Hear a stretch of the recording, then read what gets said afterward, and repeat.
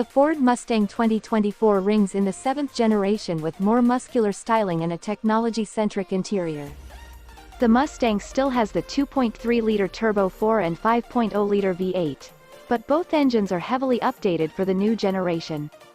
Ford has also introduced exciting features that include an electronic drift brake and remotely turning the engine.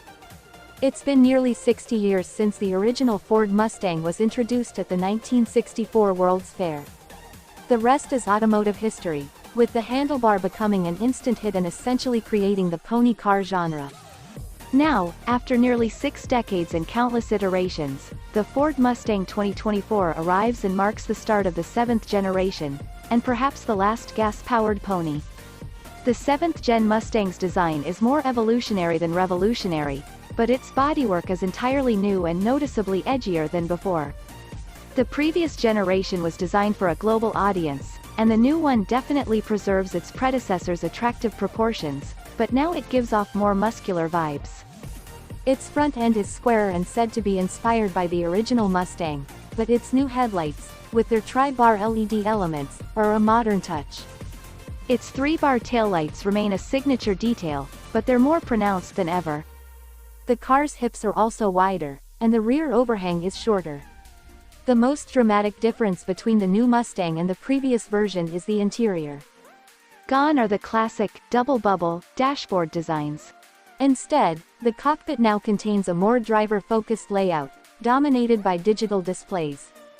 Most 2024 Mustangs have large glass panels that incorporate a 12.4-inch gauge cluster and a 13.2-inch touchscreen. The base model has the same screen size. The 4th generation of the Coyote engine adds dual-throttle bodies fed by dual air intakes, a setup that Ford says provides better airflow and helps increase horsepower. We don't yet know the engine's exact output, but Ford says the updated V8 is the most powerful one yet in a Mustang, so it should exceed the current version's 480 horses and 420 pound-feet of torque. The 5.0 also receives a new steel oil pan that's said to help improve oil flow and reduce friction. The driver's side exhaust manifold has been updated, too, and the camshaft timing on the exhaust side has been revised. The V8 still comes standard with a 6-speed manual transmission, which Ford paired with a new dual-mass flywheel that is more robust. The 10-speed automatic remains an option, and it has minor updates meant to improve shift speeds and programming.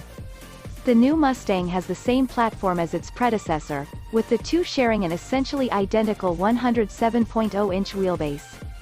Still, Ford did tweak things by specifying aluminum for both front lower links on all cars, changing the design of the suspension knuckles, and updating the rear suspension links to units inspired by the Shelby GT350.